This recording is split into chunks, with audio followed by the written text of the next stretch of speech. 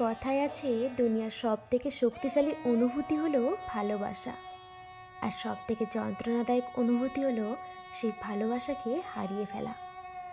আপনারা কি জানেন কেন আজও দেবদাস আর পারোর গল্প শুনলে মানুষের চোখ ভিজে আসে?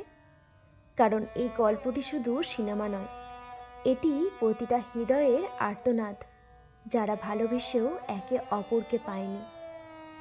আজকের ভিডিওতে আমি শুধু মেকআপ করছি না, আমি সেই অমর প্রেমের ট্র্যাজেডিকে পুনর্জীবিত করার চেষ্টা করছি।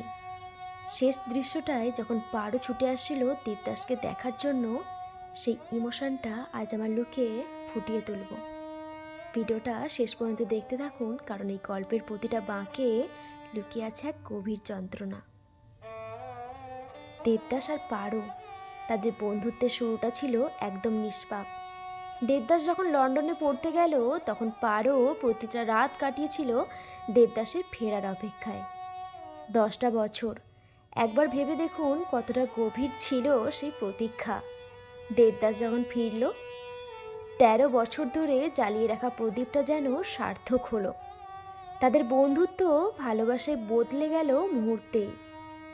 পারোর মা যখন দেবদাসের বাড়িতে প্রস্তাব নিয়ে গেলেন, তিনি ভেবেছিলেন তাদের সন্তানদের মিলন হবে, কিন্তু সমাজ আর আভিজাত্যের লড়াই যে তখনও বাকি ছিল।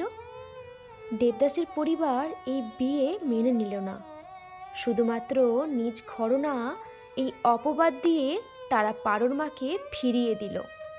দেবদাসের বাবা স্পষ্ট জানিয়ে দিলেন বাড়ির মর্যাদা তাদের কাছে প্রেমের চেয়েও অনেক বড়। অভিমানে আর অপমানে পারোর মা অন্য জায়গায় তার বিয়ে ঠিক করলেন। দেবদাসও অভিমানে বাড়ির থেকে ছেড়ে চলে গেলেন নেশার ঘোরে নিজেকে ডুবিয়ে দিতে।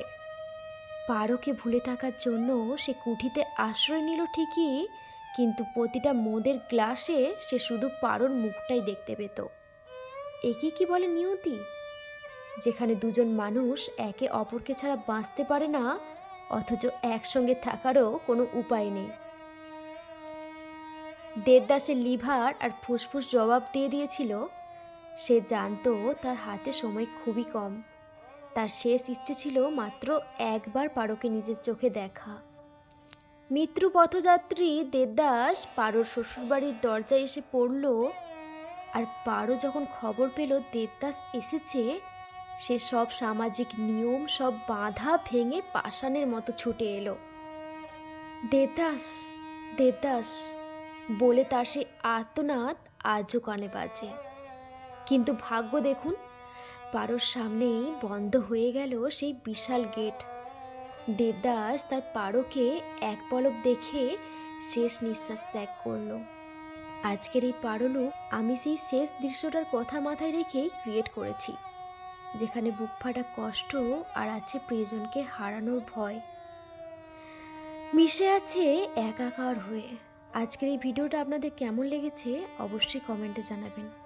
ভালো লাগলে একটা লাইক করতে একদম ভুলবেন না। আর এরকমই নতুন নতুন স্টোরি জানতে হলে, এরকমই নতুন নতুন মেকআপ লুক দেখতে হলে অবশ্যই আমার চ্যানেলটিকে সাবস্ক্রাইব করে পাশে থাকবেন। এরকমই আবার একটা নতুন স্টোরি নিয়ে আবার খুব তাড়াতাড়ি আসছি। দেখা হচ্ছে নেক্সট ভিডিওতে। আজকের মতো এখানেই শেষ। Tata, bye bye.